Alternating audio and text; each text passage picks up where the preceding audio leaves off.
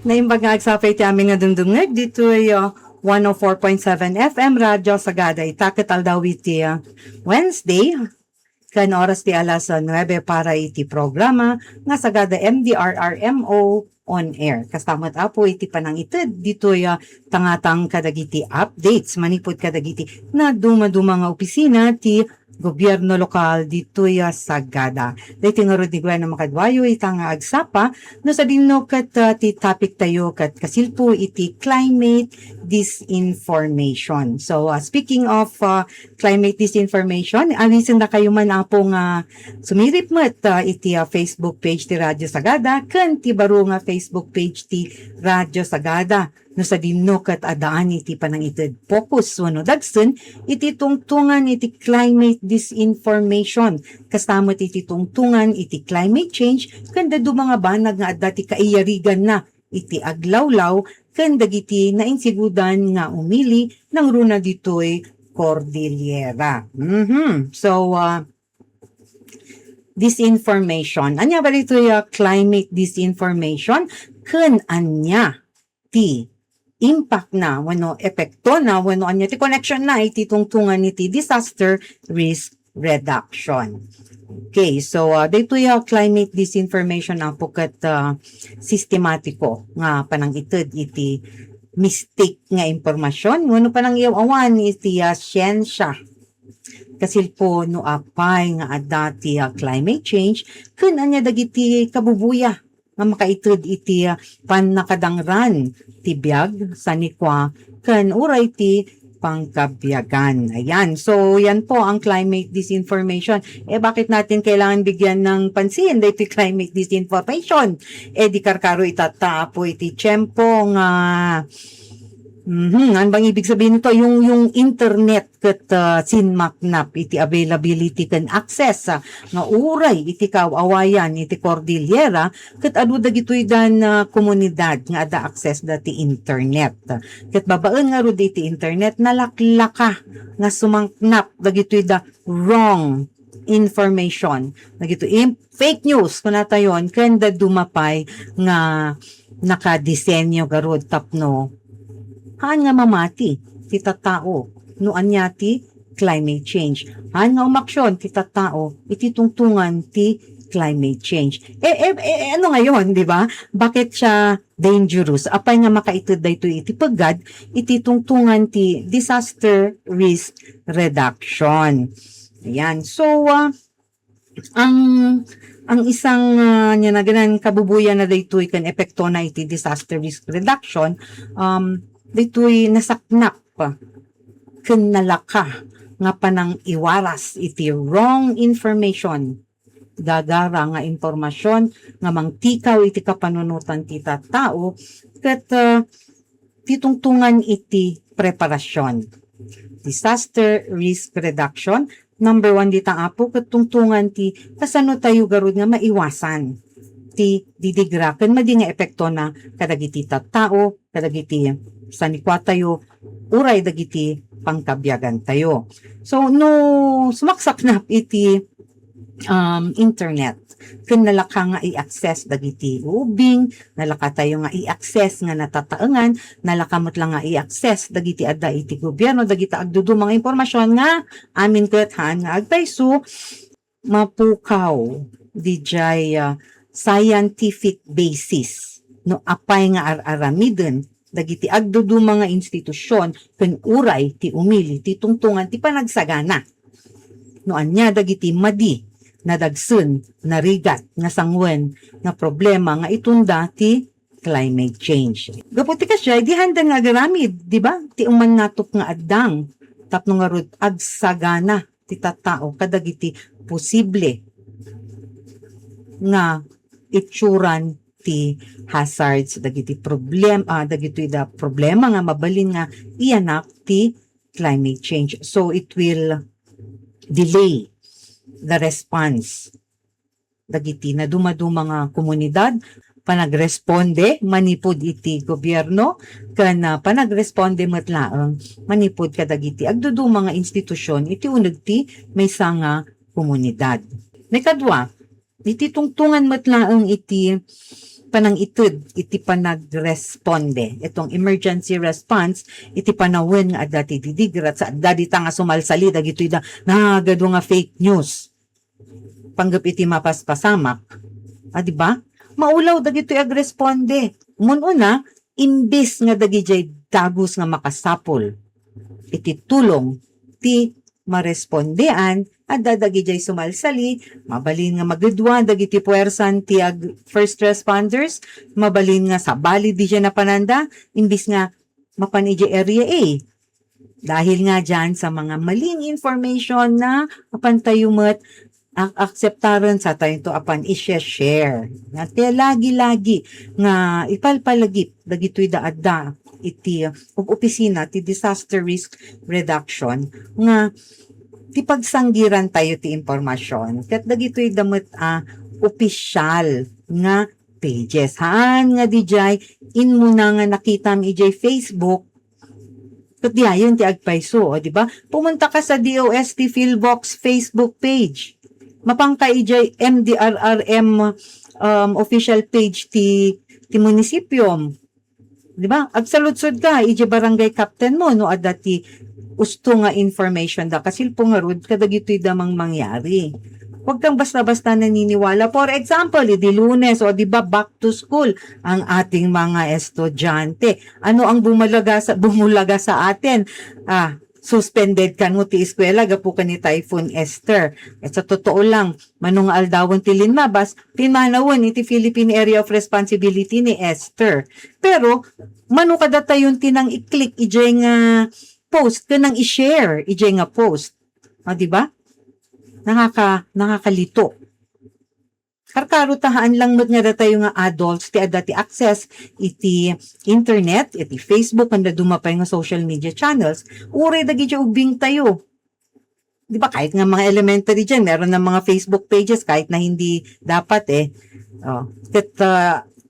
ada mutlaang DJ information available kada tayo ket information mutlaang nga available kanyada. So kung mali-mali yung information na nandiyan sa net, di mali-mali rin yung itsura tayo nga ag-responde. Yan. So, yun po ang isang reason kung bakit madelay anya ti panag-itid iti uman natop nga addang. Hay, dito panang itid iti again. Mystic nga information nga available iti internet kanda dumapay nga apan tayo mat i-share ket mabalin mat nga i-exaggerate na pakuruon na DJ haan mat nga agpayso o di ba ano ang nangyayari for instance nakita yu ba DJ addaman nun tayon ti post kasil po iti eto na meron the warning nga dati ano yun earthquake nga maururay nga magnitude 8. Diba? Una, ang usapin ng earthquake, hindi naman basta-basta mapredict. Numan, kunada, nga ije Metro Manila, kan uray apektado tinalawa nga paset iti Pilipinas, DJ the big one. Ano? Kung kunada, dagito ada iti PHIVOLCS ti Pilipinas nga mabalin nga agtignay DJ West Valley Fault kasi ang tagal-tagal nang hindi siya gumalaw. Kaya natin pinaghahandaan. Arami tayo ti agdudo mga drills. Di ba? Itong duck, cover, and hold. Tapos na medyo tinalnan, mapan, iti, na talgad nga lugar. Pinaghahandaan natin yan. Tinuturo natin, ure kadagi ubing, ti amin-amin nga dijay ti aramidon. Duck, cover, and hold. Pero, kung naglalabas ka ng wrong information, akong kunam nga, ti kasto nga ikutwan, manulang aldaw, adati kasto nga marik na nga ginginad. Anong nangyayari? Nag-create ka ng panic. Di ba? Karkaro, dagi dyan nakapadas, iji napasamak, idi 1991, yun, sa di nagpigsa nga ginginad nga narik na. Itinalawang areas dito ay Amyanan, Luzon, mairaman dito Cordillera, kung saan ang dami-daming nagbuwis iti biagda. Etikas to nga tiyempo, sa dami-dami ng ating mga problema ti makan kanda dumapay, problema ti sweldo, kasano nga iyanay, ti barya nga maaw-awat, iti inaldaw-aldaw, na yun ang ang tikasta. Okay? So, importante po sa atin, DJ, agpaiso, DJ, tutuwa, inta ko adalon, ng information ay available, sakbay ta ko ay apod, ibingbingay, isnan tuken ay ipugaw. At, data apo ti may isang available, dito'y barong Facebook page ti Radyo Sagada, ditong tungan iti kasapulan nga labanan ti mali nga impormasyon mainaig iti madama nga intayo lablabanan iti sangalubungan ken mapadpadas nga climate change. Kasi yan po dayta ti ramot ti nagadu nga problema tayo iti safety, landslides, layos, falling rocks, mudslides, kanda dumapay. Okay, so dito lang ti mabiit nga panangibingan tayo. Nainayunan tayon to, nagito'y panagpabagas ito'y tungtungan ti climate disinformation kan disaster risk reduction, iti Facebook page ti Radyo Sagada, iti website, kan uray dito'y programa tayo iti tangatang. Ket ngarud nakmet garud ibingay no anya dagiti actions sa ken activities nga naaramid ti gobyerno lokal ti Sagada iti napalabas lawas. Ket numero 1 apo daytoy panang isayang kat iti anong tawag dito, rice distribution program.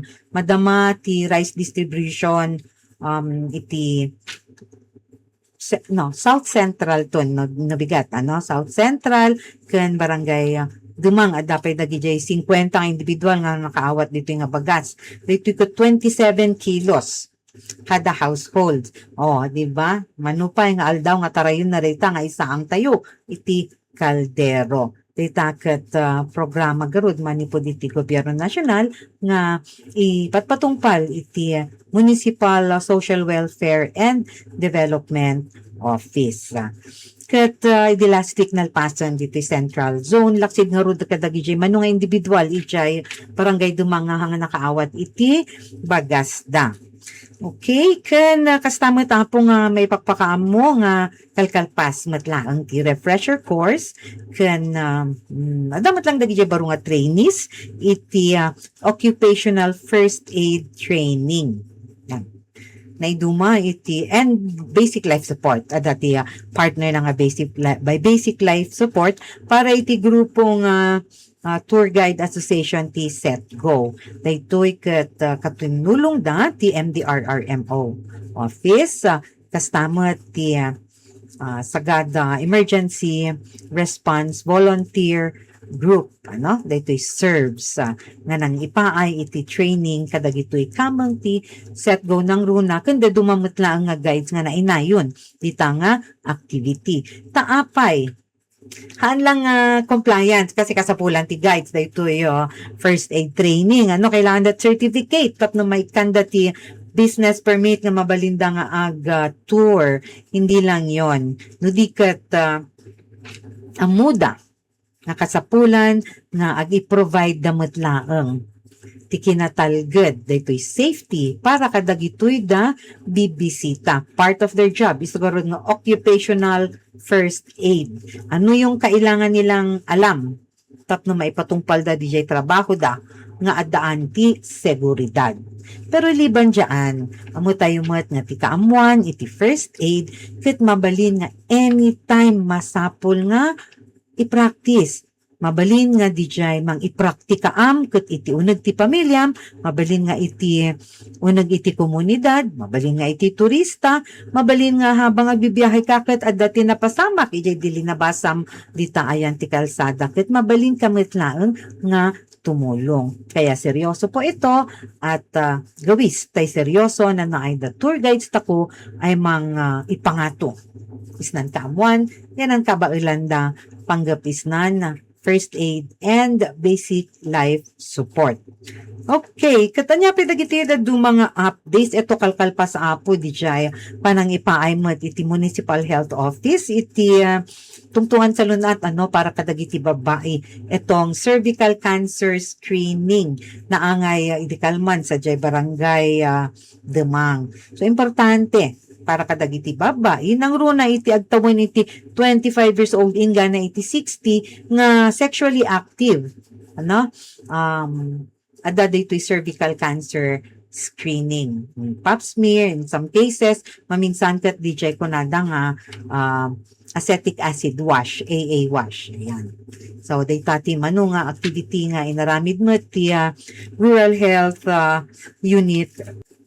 Itatay kat kalkalpas mo dayto'y Municipal Peace and Order Council meeting kan development planning para iti supplemental budget iti dito nga tawan so mano kadagitoy da barangays ti eto po kanada sinumurot man ti panag-eskwela anya ti riri nalpas mat ti brigada tinmulong iti amin nang runa pati dagitoy pulis pati dagi army na panda nakibrigada pero hindi yan yung issue kung kunan dagitoy da barangay captains tayo na nagugulantang pa rin ang mga estudyante natin.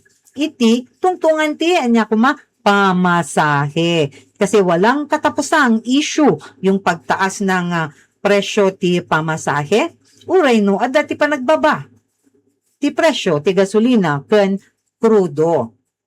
So, the dumapay dita, handa ka no agit iti discount, 20% discount iti senior citizen estudyante, ken iti persons with disabilities. O, di ba? National law data apo, kailangan yung implement yan. So nga, no adda ti problema yo, mapangkay yung munisipyo, i-report yo, no sino dagita nga drivers nga hangagit iti 20% discount, no sino dagita nga drivers, ti hanga sumursurot, iti rumban nga presyo, ti pamasahe. I-report you iti MTFRB. Kasi naman po, wala namang katapusan na yan. Ay, no kanan dagitoy drivers nga problema dati birok da, ay kung nami met ang mothers nga problema mi met, itod mi nga pamasake, dagitoy da anak ni, no kasta nga hanga masurot ti legal. Di ba?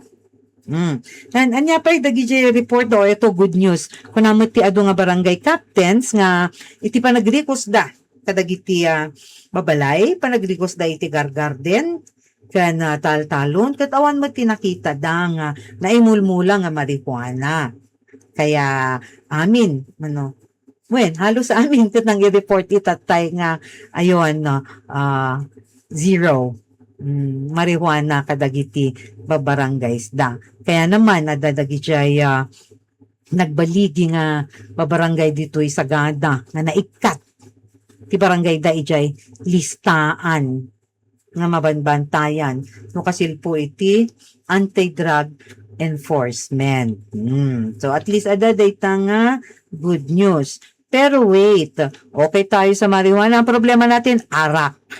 Sang kariri matlaang dagiti da barangay officials iti agduduma nga munisipyo ditoy barangay ditoy sagada dagita agtutubo nga